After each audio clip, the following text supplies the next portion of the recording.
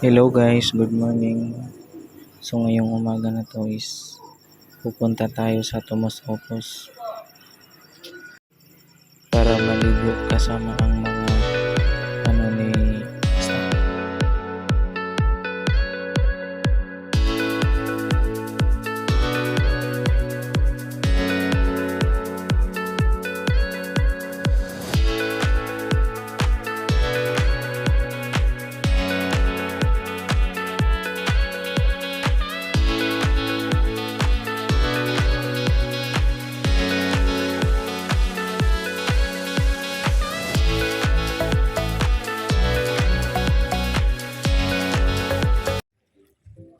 So yun, nakarating na kami.